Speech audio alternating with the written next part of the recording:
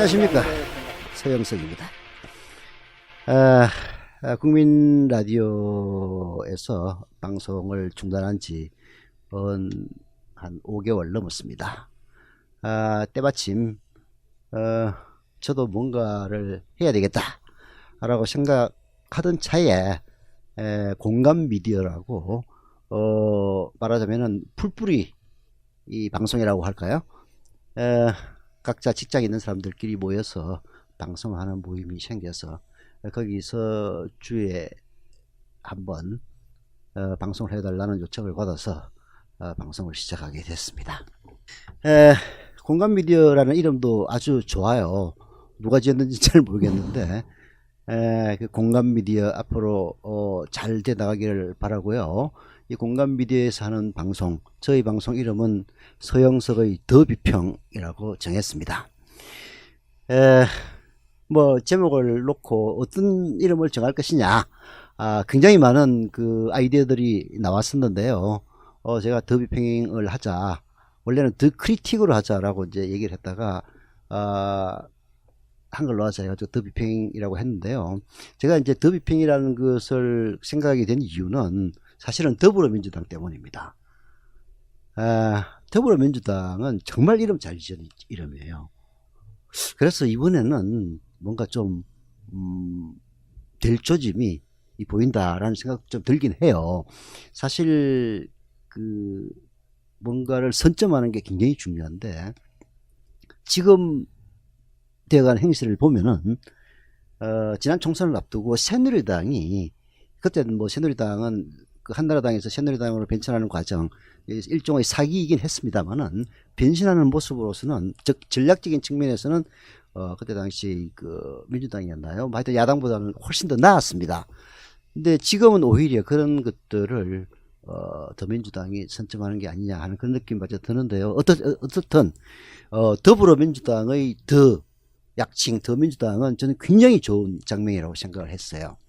그래서 이제 라디오 비평 뭐 이런 거 여러 가지 이제 이름들이 과거에 제가 했던 방송들 이름이 많이 있었는데, 어차피 제가 하는 것은 일종의 비평이니까 거기다가 더를 넣어서 더 비평이라고 정했고요. 이것은 뭐 더불어 하는 비평이라고 비평일 수도 있고, 그냥 비평을 지칭하는 것일 수도 있습니다. 여하튼 제 이름은 그렇게 됐고요. 그래서 이제 이 방송을 사실 인터넷 방송국들은 많이 있습니다. 뭐 국민 라디오도 대표적인 케이스였습니다만은, 이게 일종의 틀이 짜여진 이 방송국이라고 할 만한 곳에서는 전문가들 나름대로 뭐 직원들이라든지 많이 서포트를 해줍니다. 그래서 저는 사실 나가가지고 방송만 하면 되는데요.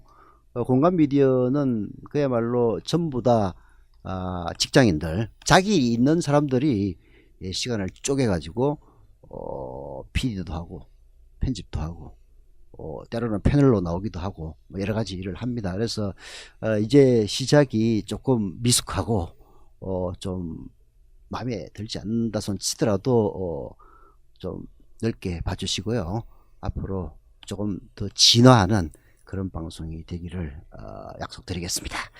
자, 이 정도로 이 방송에 대한 소개는 끝냈고요. 저는 그동안 뭐 했느냐, 뭐 놀았습니다. 사실 뭐 저도 이제 올해 나이 딱 60인데 사실 은퇴할 나이 됐죠.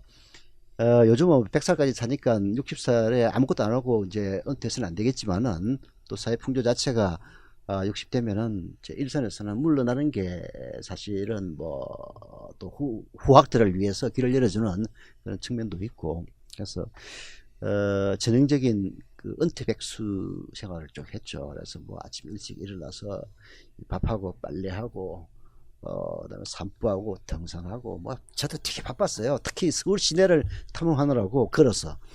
그래서 뭐 샅샅이 다 뒤지고 다녔었는데, 이제 그러다가 선거도 이제 다가오고 해서 또 방송도 해볼까 라는 생각을 하고 있는데, 공감 미디어에서 마침 좋은 기회를 줘가지고 방송을 시작하게 됐습니다. 앞으로 이제 방송을 해 나가면서 하나둘 다시 설명을 드리기로 하고요.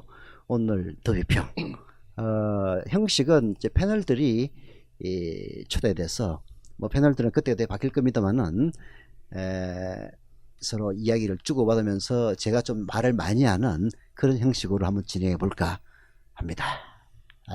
그런 차원에서 우선 자기소개 먼저 받기로 하겠습니다. 패널들 지금 3분 나와 계신데요. 유일한 홍일점 우선 소개해 주시죠. 자기소개. 안녕하세요. 18년차 주부고요. 하나의 엄마인 정지영이라고 합니다. 평범한 그냥 아줌마로서 이사회 시민으로서 궁금한 점 서영석님께 물어보도록 하겠습니다. 자, 두 번째. 네, 안녕하세요. 공감미디어에서 요리구라라는 프로에서 백셰프라는 닉네임으로 활동하고 있는 백셰프입니다. 저는 회사 다니고 있는 회사원이고요. 일반인들의 시선으로 저도 한번 같이 얘기 나눠보는 시간이 되었으면 좋겠습니다. 그러면 백셰프라고 부르면 됩니까? 네. 백셰프면은 그 어디 텔레비에 뭐 나오는 사람하고 좀 비슷한데. 또 백셰프. 다음 세 번째 패널. 안녕하세요. 저는 김동석이라고 하고요. 오늘 뭐 불금인데 와이프한테 오늘 여기 간다고 하니까 정신 차리라는 이야기만 듣고 네가 아는 게 뭐가 있다고. 혼이 정상이시면 됩니다. 아니 저는 제가 뭐 말을 많이 하는 자리인 줄 알고 나왔더니 뭐 질문을 자꾸 하라고 해가지고 좀 어이가 없네 지금. 아니 뭐 질문만 할 게 아니라 자기 의견을 밝혀도 돼요. 저도 전혀 상관없습니다. 저도 직장인이고요. 네. 그냥 오늘 나오라고 해서 나왔습니다. 네. 자, 자기소개 끝났습니까? 오늘 가장 어렵게 모셨잖아요. 너무 힘들게 왔어요. 어렵게 모셨습니다. 네, 어렵게 모셨죠. 사실 우리 김동석님의 직장은 내가 알기로는 그 가산 디지털 단지에 있는 걸로 알고 있습니다. 네. 거기서 여기까지는 걸어와도 사실 한 30분 정도면 올 거예요. 근데 뭐 버스를 타고 전철을 타고 하다 보니까 거의 한 2시간 가까이 걸려가지고 특히 이 근처에 와서 여기가 좀 찾기가 쉽지 않아요. 저도 지금 처음 왔을 때 구글 지도를 보고 찾아왔는데 구글 지도 보면 금방 찾기 전에 주소만 찍어 놓으면은. 네, 그죠. 예, 근데 이제 또 이런 이 신문물은 좀 무시할 것 같아. 제가 서울에 올라온 지가 16년 됐는데, 예. 6번 정도 이사를 했어요.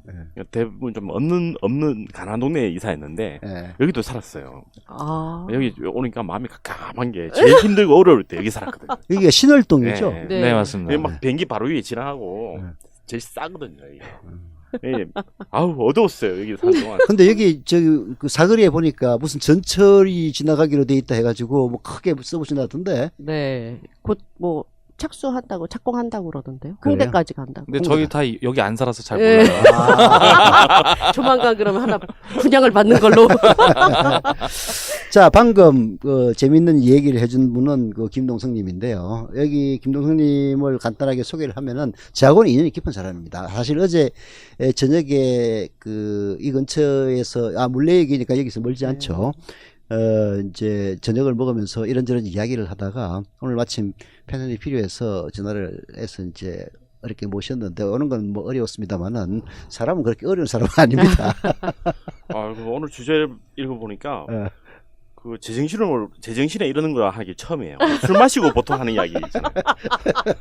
뭐 정동영의 국민의당 입당 영향이 뭐 술 마시고 하는 이야기지. 여기 소주도 있긴 있어요. 제정신으로 이렇게 말하는 게 또 처음이네 이게. 방송 끝나고 하고 있어요. 예.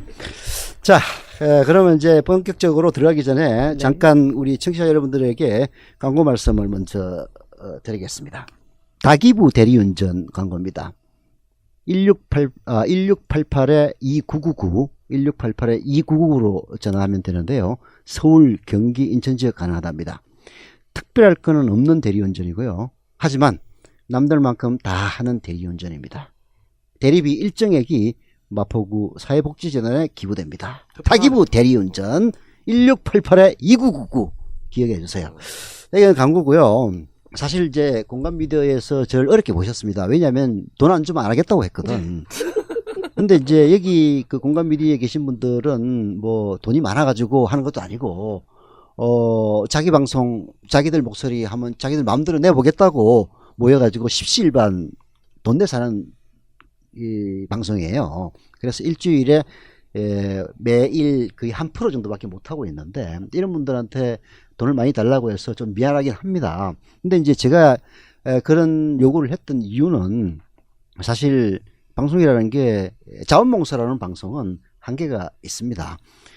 결국은 이제 앞으로는 유료 같은 아는 사람들끼리 방송을 하더라도 출연료를 챙겨주는 유료 체제로 나가야 되는데 유료 체제로 나가려면은 길은 두 가지밖에 없어요. 하나는 광고가 느는 방법 있습니다. 또 하나는 후원자가 느는 방법 있습니다. 그래서 그 방법을 제가 소개를 해드리겠습니다. 광고. 공감미디어에서 여러 가지 방송들이 지금 나가는데요. 저희 더 비평이 만약 방송되게 되면은 그런 대로 듣는 사람들이 조금 있을 거라고 봅니다. 그래서 광고 효과도 있을 것 같은데요.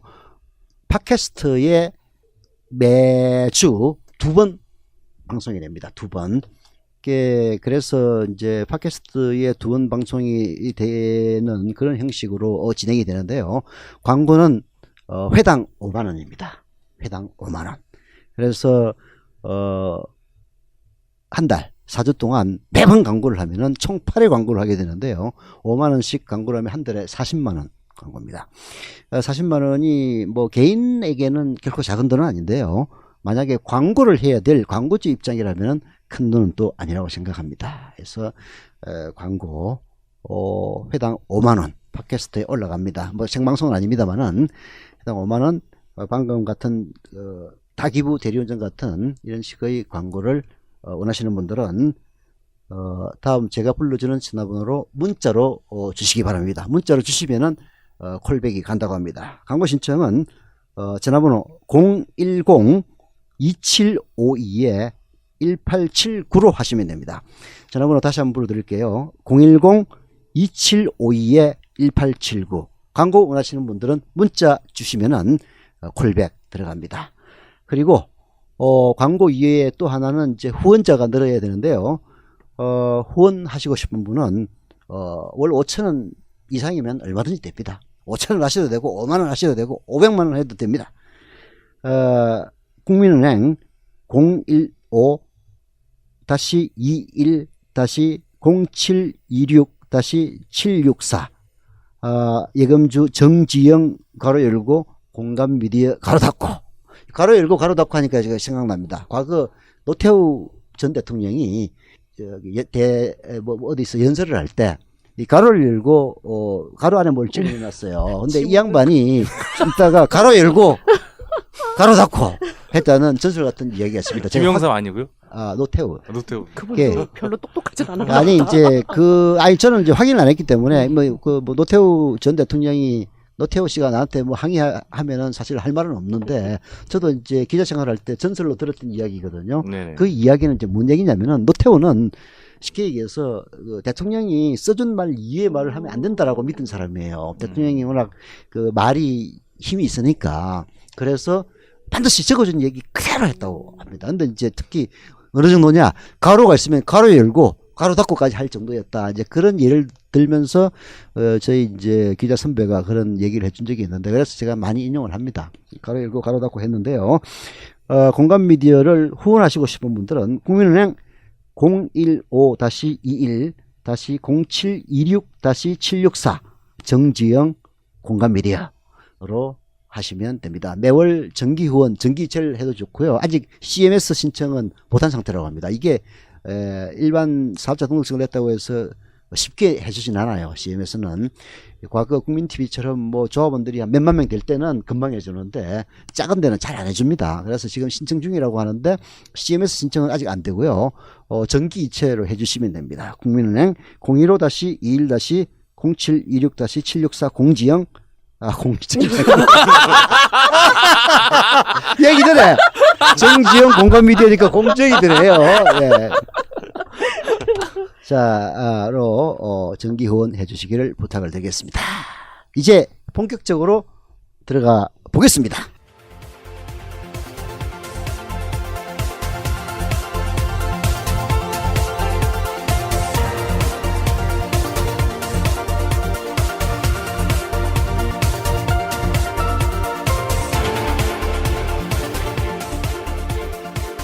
더 큰 문제는 야당이 아니라 언론입니다. 그보다 더 큰 문제는 그야말로 무능하다고 외면하고 있는 유권자들입니다. 네, 첫 번째 질문입니다. 저는 정지영이고요. 어젯밤 급작스럽게 정동영 씨가 국민의당에 입당을 했습니다. 네. 낮에 뭐 잠깐 그 소문이 났었죠. 그래서 서동요라고 네. 헛소문이다 했는데 끝내는 밤에 급하게 들어갔더라고요. 네. 근데 이 영향력이 어떻게 될지 이분이 또 전주 지역이라서 전문가님의 소견은 어떠신가? 이렇게 우선 팩트 먼저 말씀을 드려야 될 것 같은데요. 정동영 전 의원이라고 호칭하겠습니다. 전 의원이 국민의당 맞죠? 안철수 의원이 지금 뭐 주관하고 있다고 봅니다. 그 국민의당에 입당하겠다고 의사를 밝혔는데 중앙대 명예교수로 있는 이상돈 씨가 햇볕 정책과 관련된 통일 문제에 대한 이런 의견 차이가 자기 것도 하고 이제 그 정동영 전 의원과 이상돈 교수 간에 이제 차이가 많이 있다. 그래서 정동영이 입당한다면 내가 참여하지 않겠다. 이런 식으로 얘기가 됐거든요. 그래서 이제 사람들이 그 안철수가 이상돈을 버리면서까지 정동영 입당을 허용하겠느냐 해가지고 들어가느냐 마느냐가 약간 좀 헷갈렸었는데 그 뒤에 이제 오늘 아침 소식을 들어보니까 정동영 전 의원이 안철수 전 대표를 만나서 여차여차한데 이제 아마 직접 담판을 지었다고 해요. 특히 이제 햇볕 정책과 통일 정책에 대한 여러 가지 질문을 했는데 정동영 전 의원이 자기 자신이 갖고 있는 그런 생각과 별로 차별점이 없었다. 그래서 들어가기로 했다. 다만 백의종군하겠다. 그리고 자기 본인이 직접 얘기했는지는 뭐 정확하지는 않지만 전주 득진으로 출마하겠다. 이런 식으로 이제 알려지고 있죠. 이 문제에 대해서는 우리 사실 이제 우리 김동성님은 제가 이제 초대한 패널이기도 한데요. 과거 민주당에 잠깐 몸을 담기도 했던 분입니다. 특히 이제 문재인 캠프에 좀 있었고요. 그리고 노무현 재단에서 좀 근무한 경력이 있고 또 지금은 이제 그 일반 회사에 다닙니다만은 그 이전까지는 또 국회의원 보좌관을 또 한 적도 있어요. 그래서 정치에 대한 나름대로의 식견 이런 거 있다고 보는데 우선 우리 김동성님이 이 정동영에 대한 한번 생각을 한번 얘기해 보시죠. 그 보좌관 아니고 비서관. 아 비서관입니까? 네, 월급 참 많이 나요. 아 보좌관이 더 보좌관이 더 4급하고 5급하고 차이가 5급이 비서관인가? 차이가 많이 나죠. 네. 중요하네요. 네. 일단 오늘 뭐 페이스북에 정동영 전 의원이 대선 출마를 사실상 뭐 이야기를 했죠. 네. 페이스북에 다음 대선 후보 출마를 사실상 시사를 했는데 그게 얼마큼 진정성이 있는가에 대해서 한번 좀 의구심을 가질 필요가 있을 것 같아요. 제가 봤을 때는 정 전 의원이 바라는 거는 득진구에서 국회의원이 되는 거라고 저는 보는 겁니다.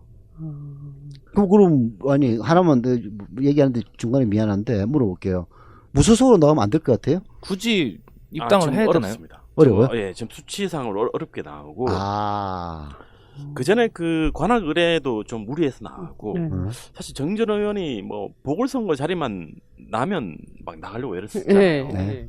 그게 이제 많은 사람들이 이분이 권력 의지가 있다는 거를 불타는 권력 의지가 있다는 걸 보여주고 싶어서 뭐 그런다라는 그런 평이 많은데 사실은 득진구에 관한 문제가 좀 큰 것 같아요. 득진에 정 전 의원이 자신의 고등학교와 대학교 1년 후배인 김성주 그 김성주 지금 현재 의원은 정 전 의원의 예전에 캠프 때 돕기도 하고 서로 사이가 좋았어요. 좋았는데 문제는 김성주 의원이 그 득진에 출마해서 당선이 됐고 현직 의원이 있잖아요. 근데 김성주 의원이 평가가 되게 좋습니다. 당내나 당외 그리고 지역에서도 그리고 굉장히 사람이 영민하고 뭐 이게 호평을 받는 분이에요. 그쪽에 있는 분이 뭐 아주 뭐 평이 안 좋다고 하면 당내에서도 여러 가지 뭐 여론이 조성되고 정전한테 주자 뭐 전략 공천을 하자 이런 말이 나올 텐데 당내 의원 사이에서도 굉장히 평이 좋고 특히 그 지역의 당원들이 김성주에 대한 평가가 아주 좋습니다. 그래서 그 초선인데도 불구하고 되자마자 굉장히 평이 좋으니까 정 전 의원이 돌아갈 여지가 없는 거죠. 치고 들어갈 수가 없는 거예요. 갈 데가 없네. 사실 권력이라는 게 그렇지 않습니까? 그 지역구 위원장이 바뀌면 그 사람들 다 관심이 없어져요. 물론 이제 전주에 득진해 있는 분들은 이렇게 전후에 있는 분들은 아들 같은 느낌 그리고 안쓰러운 느낌이 분명히 있을 건데 그렇지만 김성교 의원이 너무 잘하고 있다는 거죠. 돌아갈 여지가 없습니다. 근데 페이스북에 무슨 국민의당에 가서 뭐 대선 후보가 되는 듯이 네. 말씀을 하셨는데 제가 보기에는 솔직히 말해서 약간 이렇게 대선 후보 코스프레라도 해야지 그 동네에 가서 좀 먹히니까 아, 전 그렇게 봅니다. 무슨 그 안철수 뭐 현재 의원이죠. 안철수 의원이 그걸 경쟁을 용납해가면서 그 영입했을 가능성은 저는 없다고 봅니다. 그래서 그 어떤 약간 코스프레 가능성이 높다. 대선 후보로 나 나간다. 그렇잖아요. 자기 동네에 가서 나 이제 대통령 나가려고 하는데 도와주시오 이렇게 하는 거하고 그냥 여기서 국회의원을 하고 싶습니다 하고 다르잖아요. 그런 차원에서 코스프레라고 보고 문제는 그 현재 이 덕진에 있는 김성교 의원이 너무 평이 좋다. 이게 정 의원이 돌아가는데 큰 장애를 맞는 거죠.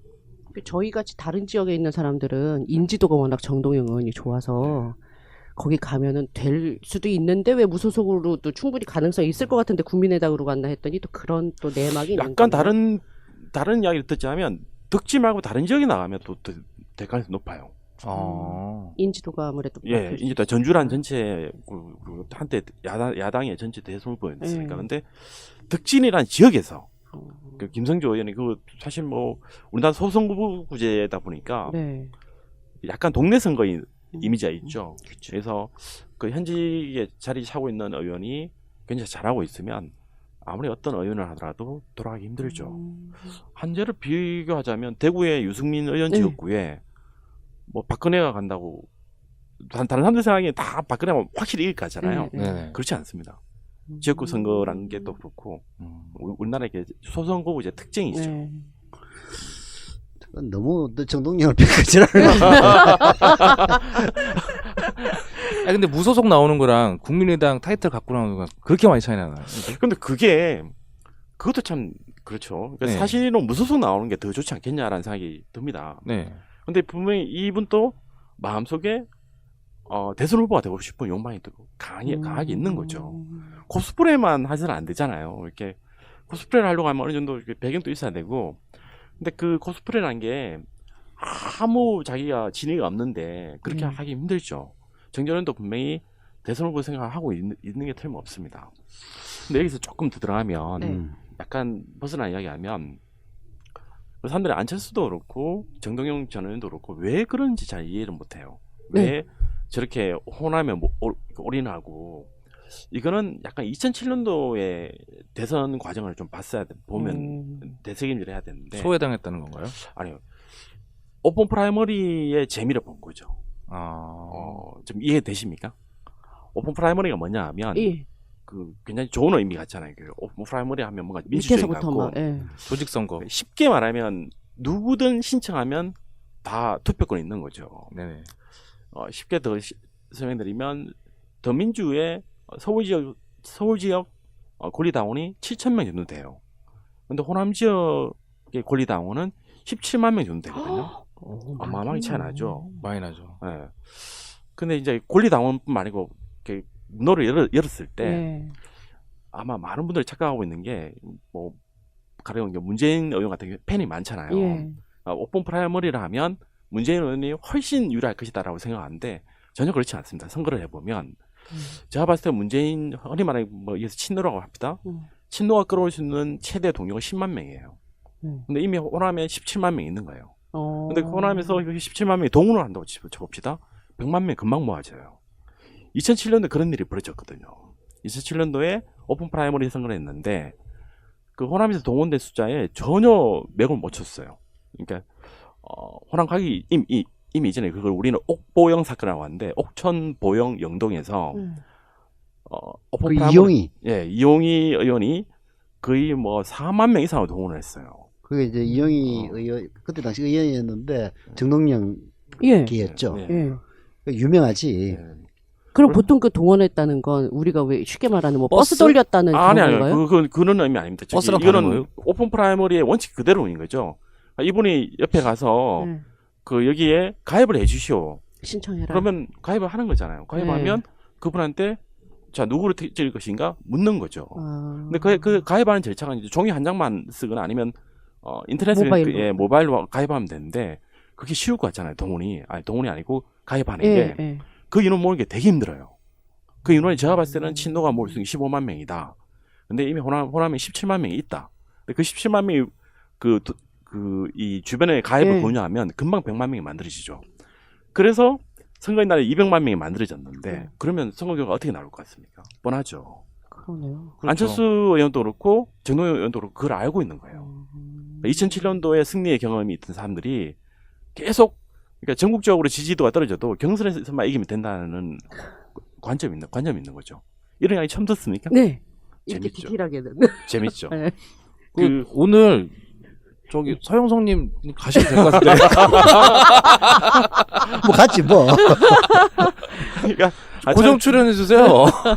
처음에 저는 정동영 전 의원을 저 나름 좋아해요. 좋아하고 가까이서 보면 굉장히 좋은 분이에요. 좋은 분이고 또 제가 이제 고향은 저는 대구인데 좀 한편 안쓰러운 마음이 있어요. 저렇게 훌륭한 분이 약간 저도 그런 마음이 있어요. 저분이 혹시 호남 출신이라서 좀 이렇게 지지를 덜 받는 게 아닌가. 분명히 그런 부분이 있을 겁니다.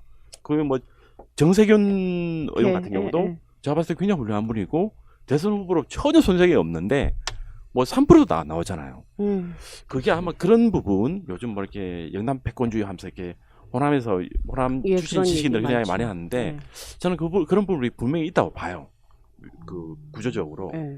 그렇지만 이 정동영 뭐 전 의원이나 안철수 뭐 의원이나 그런 목적 하에서 이렇게 계속 움직이면 경선에서는 이길 수 있겠지만 본선에서는 피폐하는 거죠. 그렇죠. 저희는 그런 후보를 원하지 않는 거죠.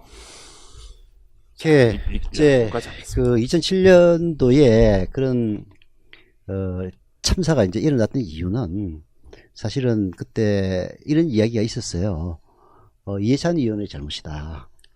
작전 잘못 짰다고. 룰을 짤 때 그 지역에서 완전 국민 경선제를 해서 그 사람들을 모으면은 사실 지역별 가중치를 줘야 되거든요. 예를 들어서 아까 얘기했던 보원 옥천 영동에서 뭐 10만 명을 모으든 아니 100만 명을 모으든 사실 그 인구 대 선거인단을 갖다가 그 가중치만 두면은 큰 문제가 없어요. 거기서 100만 명이 오더라도 실제 표는 32표로 계산하면 되는 거거든. 그렇잖아요. 근데 이해찬 의원이 오판해서 내가 만약 나서면은 경선단에 구름처럼 몰릴 거다. 굳이 그렇게 가중치를 안 둬도 된다라고 생각을 하고 그 룰을 받아들였는데 그때 이 정동영 캠프에 이 조직의 귀재가 한 명 있었어요. 누군가요? 양말장수님. 누구라고 얘기를 하지 않겠습니다. 그분 아마 지금도 그 정동영 캠프에 그렇지 않아요. 전혀 아닙니다. 지금 안 했습니까? 예.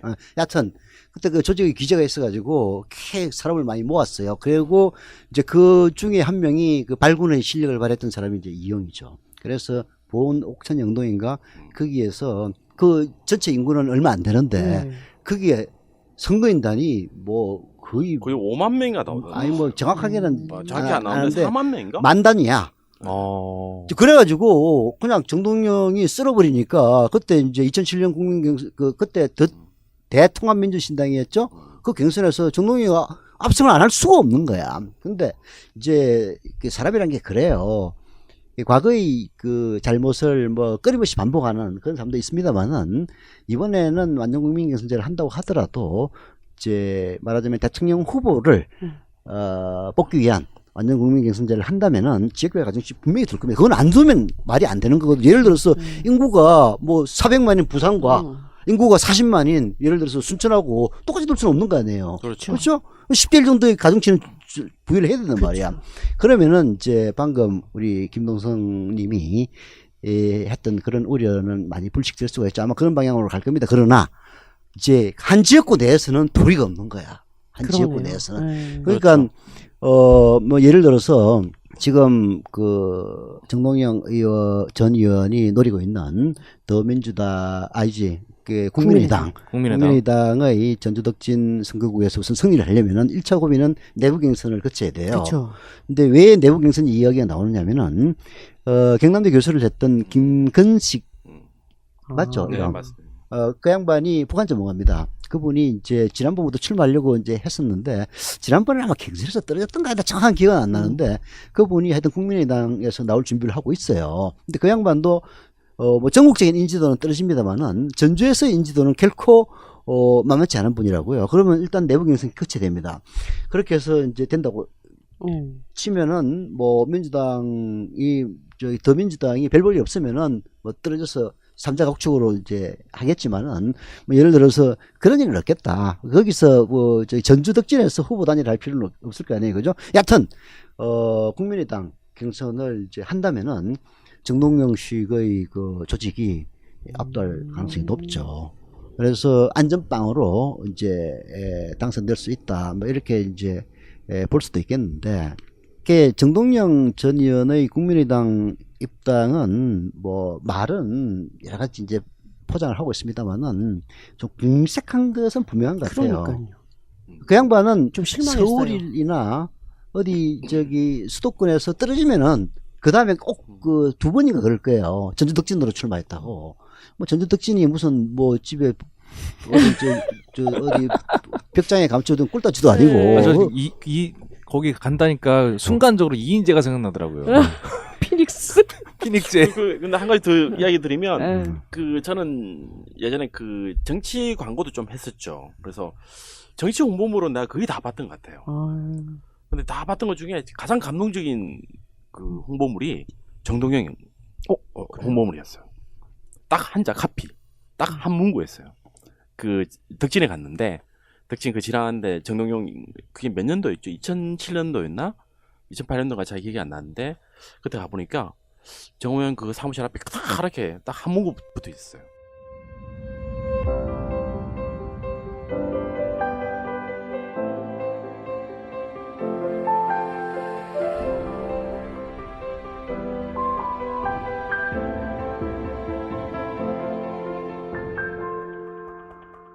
여러분과 함께 생각하는 공감 미디어입니다.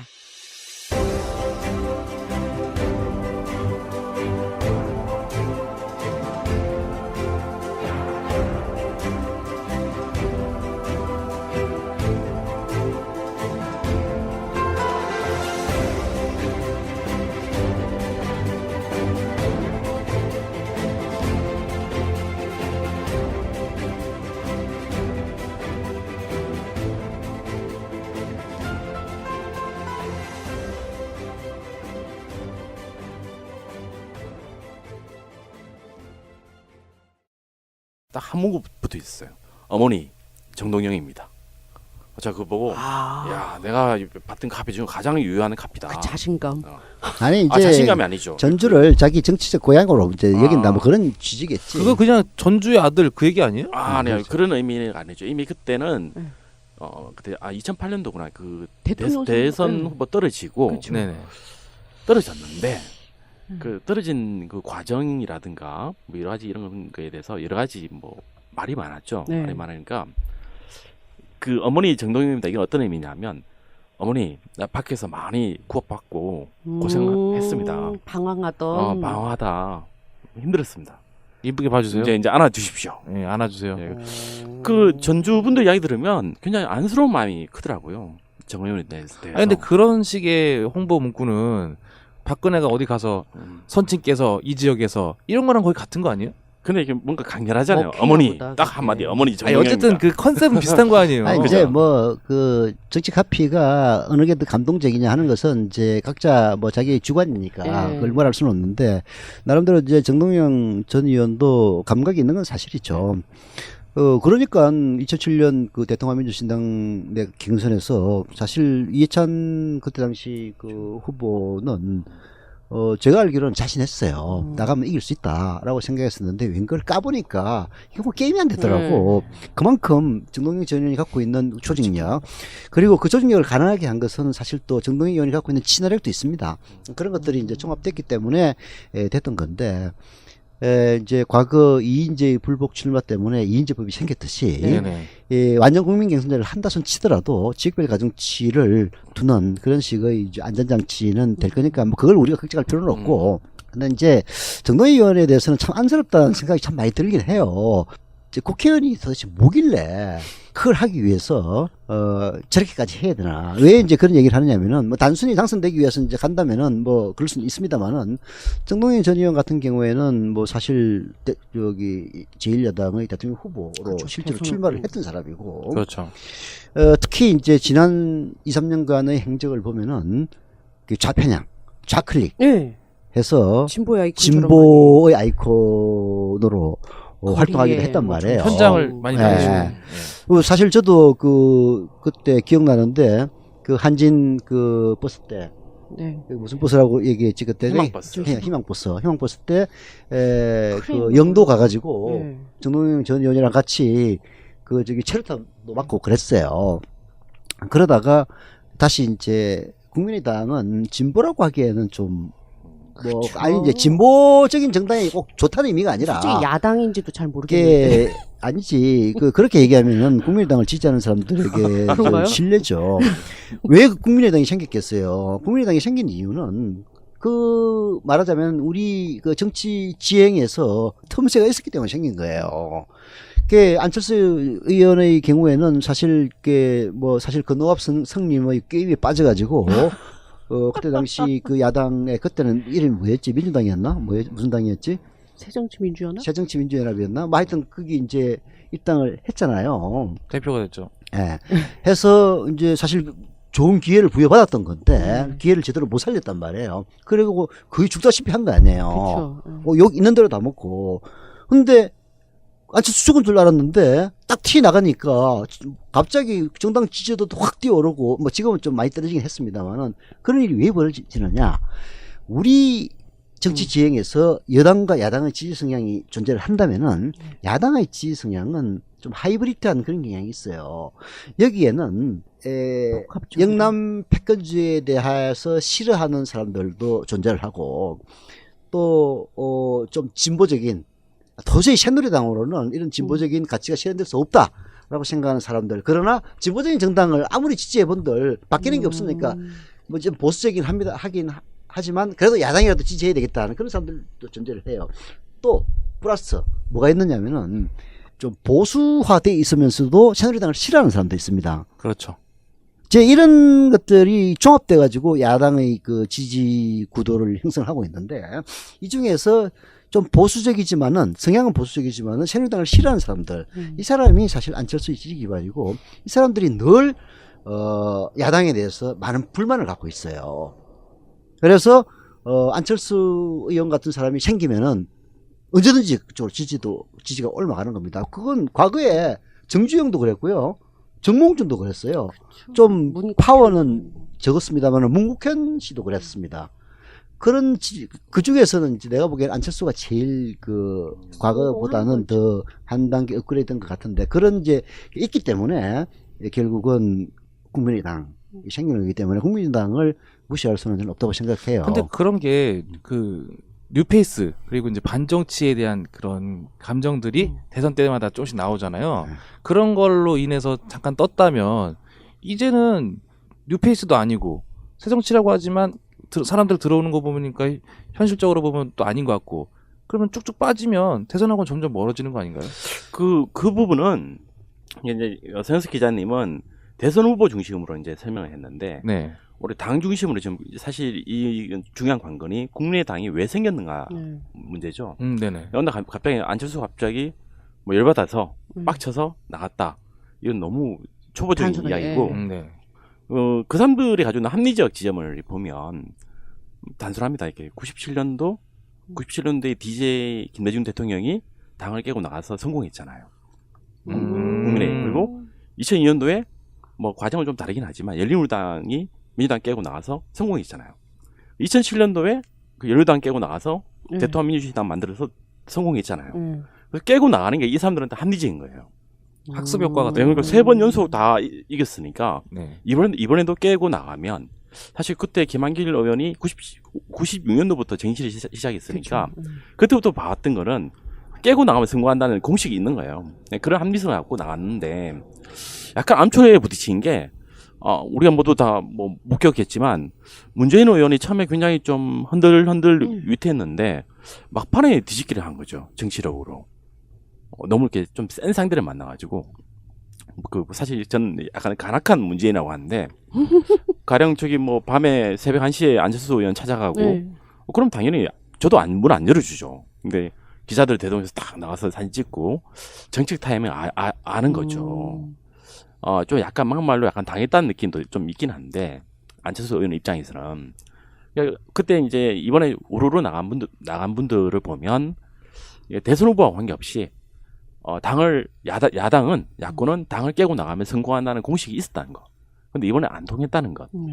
그 문제죠. 근데 여전히 이건 진행형으로 볼 문제죠. 저는 아직까지 국민의당이 완전히 여러 언론에서는 이제 끝난 걸로 이야기하는데 전 그렇지 않다고 봅니다. 또 마지막 한 번. 여전히 아까 말했던 누가 끝났다고 그러지? 오픈 프라이머리 문제도 있고 어떤 한 지역을 정치적으로 잡으면 굉장히 오래 갑니다. 우리 JP 그러니까 이인재 의원 아직도 의원인 거 아세요? 네. 아직도 의원이잖아요. 피닉 선생님, 피닉재 선생님. B급이지만 여전히 배지를 달고 있어요. 그러니까 어떤 한 특정 지역, 그러니까 뭐 군도 아니고 한 특정 지역을 잡았을 때 그 사람들이 가지고 있는 정책 맥락은 굉장히 오래 가요. 근데 호남 정당은 항상 통합되지 않았나요? 결국에는 호남에 생겼던 데들은 결국은 합쳐졌잖아요. 민주당이 됐건 어디가 됐건. 그러니까 그 합칠 때는 항상 이길 수 있다는 그러니까 확신을 가졌기 때문에 여태도 다 그렇게 됐잖아요. 네. 됐고 2007년도도 대통합민주신당도 사실 먼저 깨고 나간 사람들이 너네들이 버티나 보자. 그러니까 못 버틴 거죠. 그러니까 알았다 이러면서 그냥 나중에 우리가 들어갈게 해서 대통합민주신당이 됐듯이. 아니, 이제 저기 총선에서는 갈라지고 대선에서는 이제 합치고 이제 그런 것들이 이제 반복되죠. 그러니까 총선에서 갈라진다는 게 결국은 자기 지역구 가서 배지 달라는 거 그거 아닌가요? 근데 이번에는 약간 좀 다른 게 그때는 그 깨고 나갈 때마다 깨고 나간 사람들이 리더들이 있었고 네. 어떤 조정 능력이 있었는데 저는 안철수 의원에 대해서는 좀 미지수예요. 김한길 있잖아요, 김한길. 그러니까 그 사이가 안 좋잖아요. 이주간 병원에 입원했고. 이제 결국은 이런 거죠.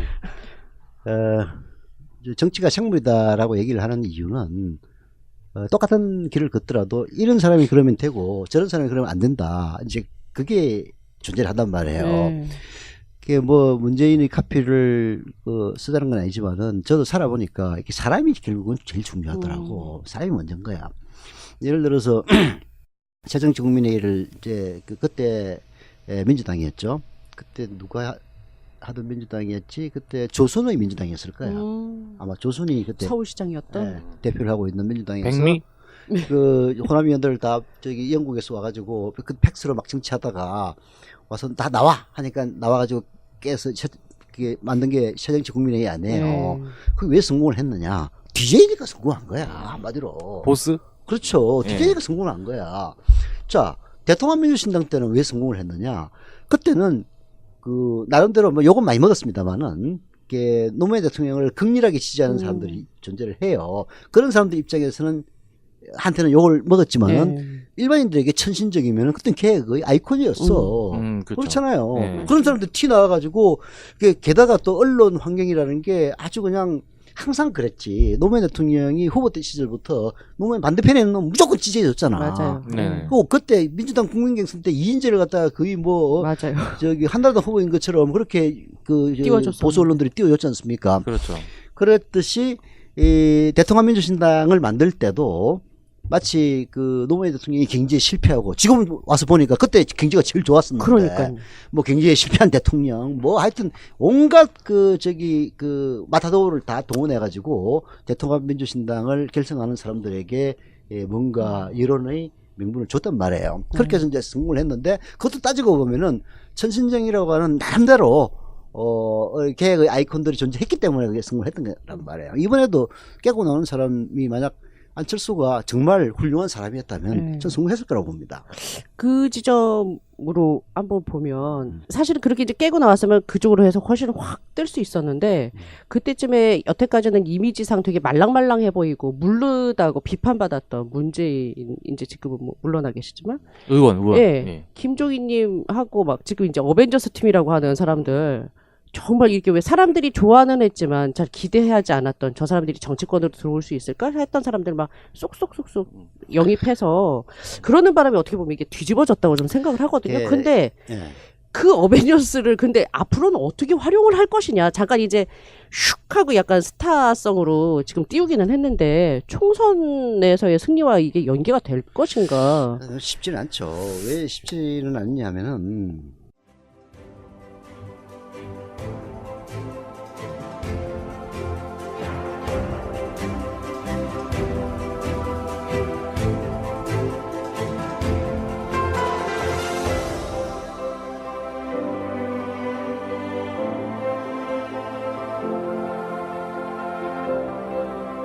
여러분과 함께 생각하는 공감 미디어입니다.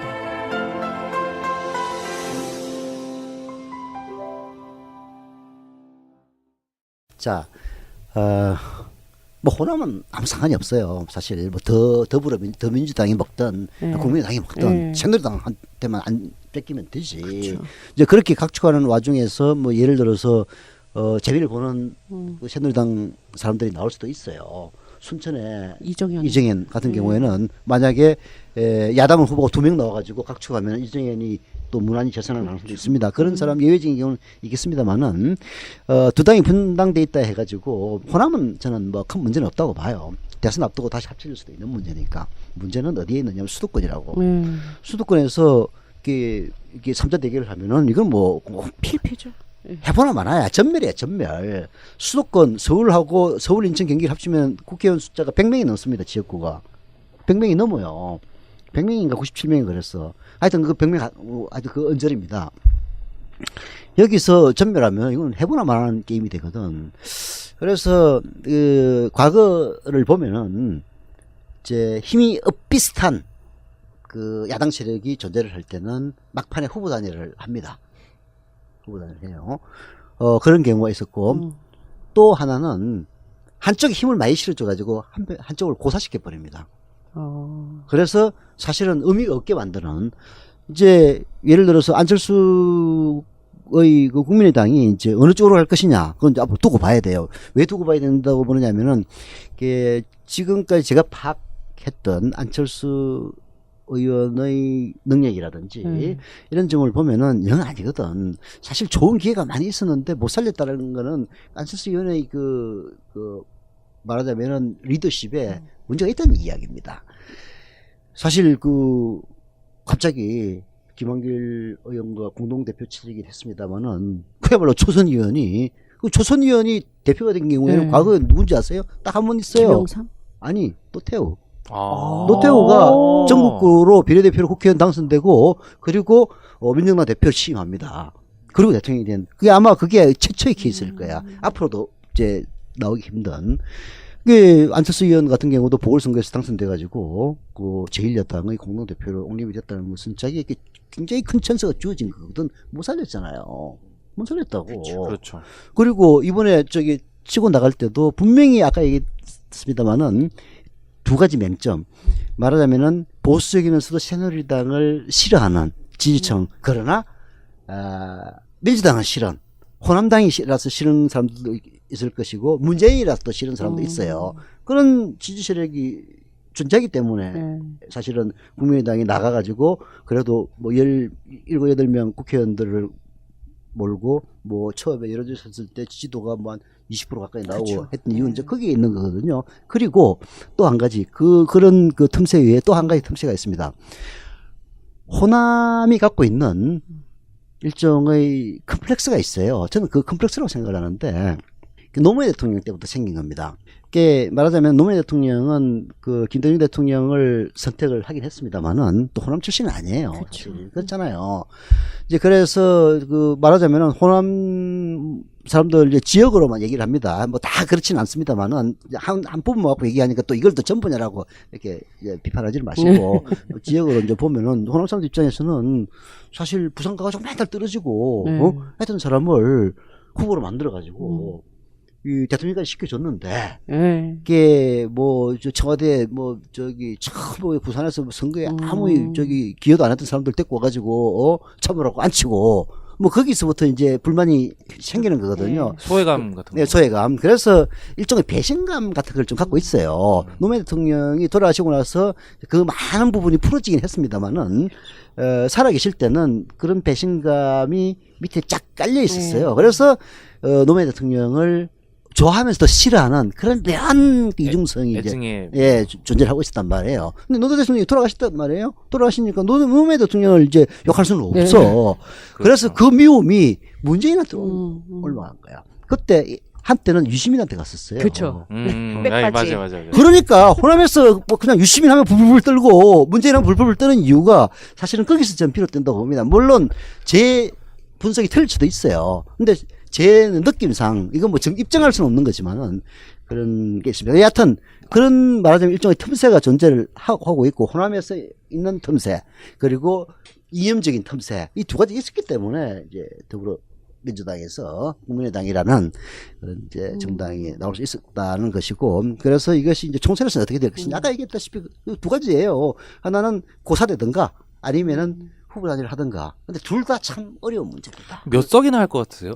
아니, 최근에 네, 그 얘기 좀 들어보세요. 최근 여론조사 나온 걸 보면 우리 예상과 달리 수도권이 야권 후보들이 다 어려울 것이다라고 생각했는데 반대죠. 수도권에서는 야권이 상당히 좀 안정적으로 더민주 후보들이 앞서가고 있고 3자 구도 하에서도 앞서가고 있고 가령 마포의 노웅래 의원 같은 경우 안대희하고 비교해봐서 굉장히 차이가 많이 나죠. 그렇죠. 국민의당 후보를 놓고 봐도 네네. 국민의당 후보로 안대희가 높단 말이에요? 아니요. 노웅래 노웅래가 의원이 높더라고요. 아주 많이 앞서 있어요. 노웅래도 참 그 보통 사람이 아니야. 아버님 때서부터 그 아버님이 노승환 씨라고 그 옛날 국민의 부총재도 하고 했던 그런 분인데 내 그 살아계실 때도 내가 출입 기자로서 몇 번 얼굴을 뵀지. 근데 노웅래 씨는 또 MBC 기자 출신이에요. 이제 근데 여하튼 뭐 야당에 이제 뛰어들어가지고 그러니까요. 노웅래 의원뿐만 아니고 수도권 전체 서울, 경기, 인천 전반적으로 더민주 후보들이 많이 앞서고 있다. 많이는 아니지만 그 삼자 구도 내에서도 상당 부분 우리가 기대했던 것보다 더 많이 앞서고 있고 선거란 거는 이렇게 뭐 약간 또 이야기 세자면 대구 사람들이 보수적이라고 하잖아요. 네. 보수적인 게 딴 게 아니고 게으르단 말하고 똑같아요. 모두 유권자는 게을러요. 그래서 지금쯤 와서 결정이 됐다고 하면 안 움직여요. 이제 거의 안 움직인다고 저는 보는데 지지도가 네. 지금 이제 총선이 이제 50일 남았는데 그렇죠. 아주 큰 변동이 있어도 잘 안 움직여요. 국민의당에 이제 지금 입적해서 이제 후보 활동하는 분들의 특징을 보면 속마음으로 그런 마음이 있었어요. 그 끝까지 완주해서 내가 1등이 되겠다라고 생각하는 사람은 거의 없죠. 지금쯤 이 무렵에 와서 경선을 해서 야권 경선을 해서 후보를 따겠다라고 생각했던 사람들이 꽤 많아요. 특히 수도권에는. 근데 당 지도부가 그럴 기회를 전혀 안 주고 있죠. 아예 협상할 생각도 전혀 안 하고 야권 단행이라는 야권 연대는 이번에 완전히 물 건너갔죠. 연대는 사실은. 없다. 예. 네, 못을 박았죠. 아예 그 뭐 왜 그런지는 잘 모르겠는데 이제 왜 그런지 잘 알죠. 잘 아는데 왜 그런 건가요? 아니 그 안철수 의원의 특징이죠. 에이 그렇게 얘기하면 안 되지. 뭐가 민감한가? 은근히 이중국이라고 있어. 그거는 저런 거예요. 약자의 자유수단입니다. 안 그래도 약자인데 예를 들어서 저 후보 단일화 하겠다면 누구 지지를 해줘요. 끝까지 우리 간다라고 하는 거예요. 나중에 후보 단일화 할 때는 하더라도.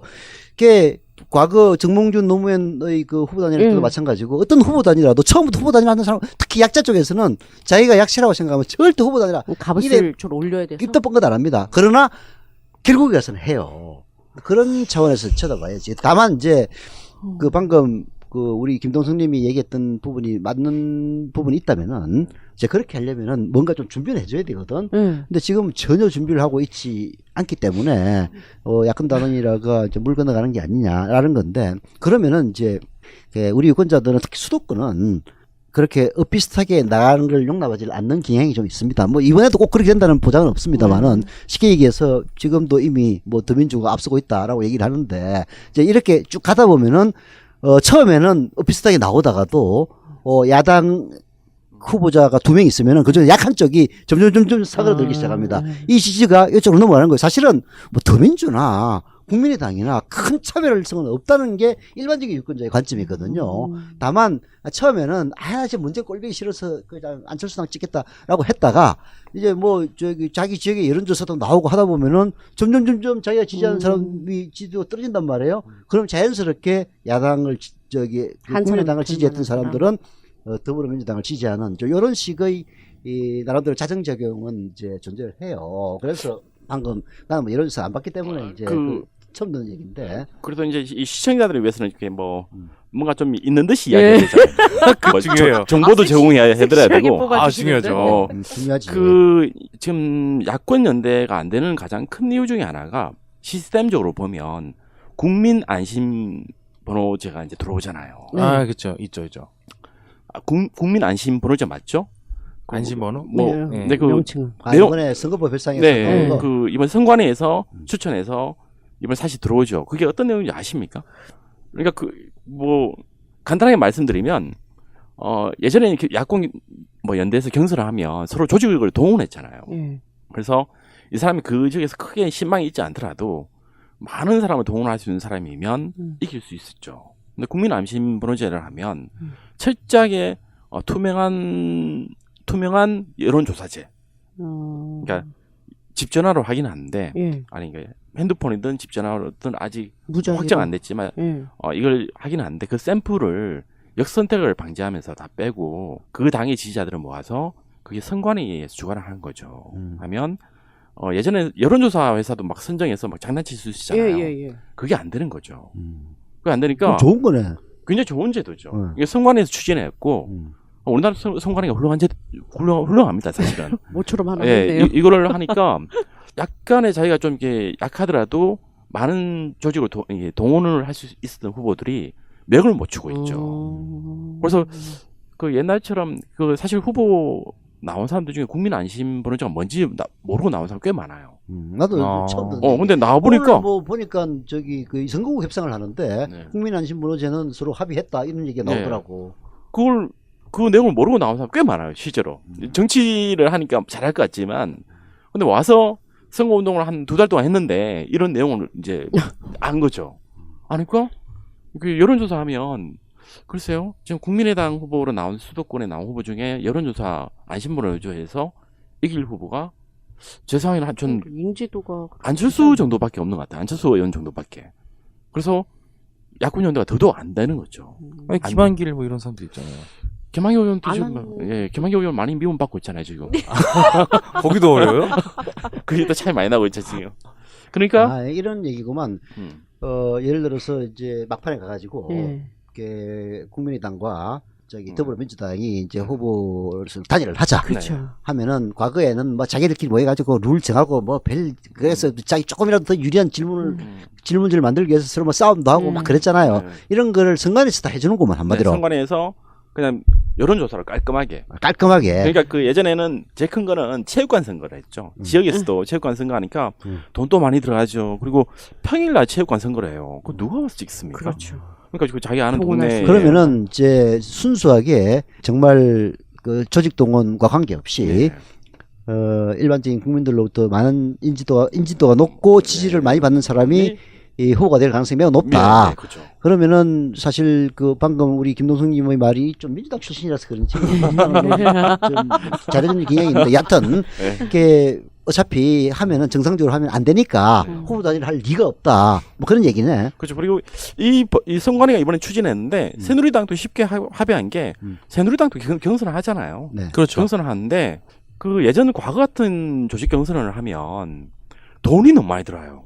정치인들 본인 입장에서도 체육관 빌리고 뭐 하고 이러면 무슨 동원하고 하는데 돈 엄청나게 많이 들거든. 엄청나게 들어가거든요. 그 뭐 하다못해 가면서 뭐 삼겹살에 김치 하나 뭐 대접해도 삼겹살 김치가 아니라 지방에서 데리고 오려면은 무슨 버스 한 대 동원하는데 그렇죠. 50만 원이야 미니멈. 그러니까 정치인들도 그게 하기 싫은 거죠. 그래봤자 버스 한 대 한 40명 타나? 45명. 40명 타잖아. 45인승. 그러면 운반비만 하더라도 두당 10,000원이야. 한 10,000명 동원하면은 1억이야. 오묘감이 할 때 또 뭐 견적이 나오잖아. 그렇잖아. 먹여주고 재워주고 하는 거 다 빼고. 다 빼고. 그러니까 이게 국민 안심 번호제가 사실 뭐 그렇게 뭐 저는 언론에서 거의 잘 못 봤는데 이 제도가 우리 정치에 미치는 영향은 굉장히 현재 아주 크다. 왜 언론에서 그런 걸 이야기 안 해주는지 모르겠어요. 한참 페이스북 같은 데서는 그게 또 정보가 잘못 돌아서 그걸 이쪽에서 먼저 신청을 해야지만 전화가 올 수 있다 막 이런 게 있었는데 그건 아니라고 그러더라고요. 그렇게 하면 의미가 없죠. 이게 선관위가 말하자면은 그 SK라든지 KT의 그 전화번호 DB를 이제 그 예를 들어서 정당에서는 그게 안 돼요. 네, 그게 그렇죠. 법 위반이야. 그렇죠.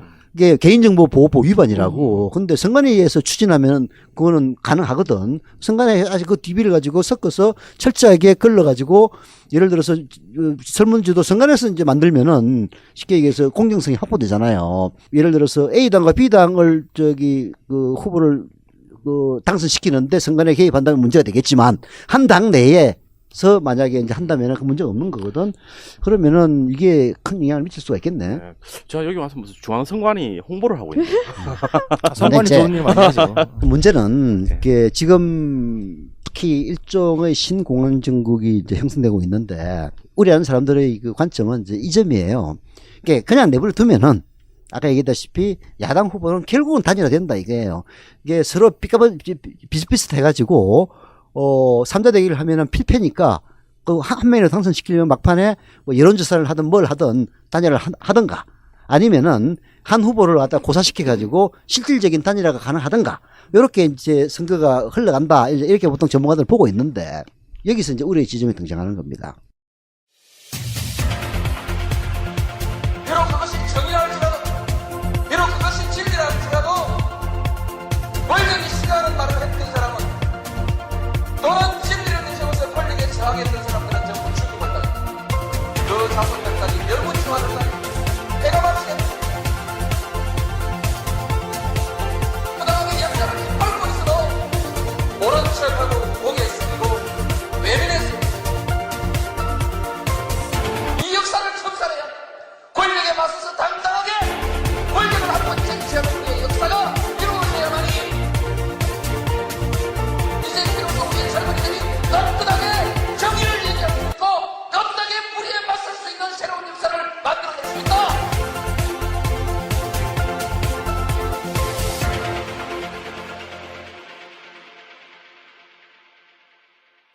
뭐 북풍 얘기를 하든 뭘 하든 내일은 북한 얘기하는 거고요. 예. 사실 북풍이 아니고 정확히 말하면 남풍이죠, 남풍.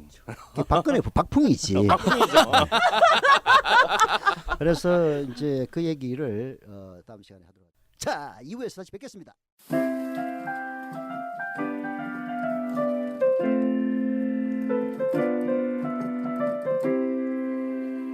공감 미디어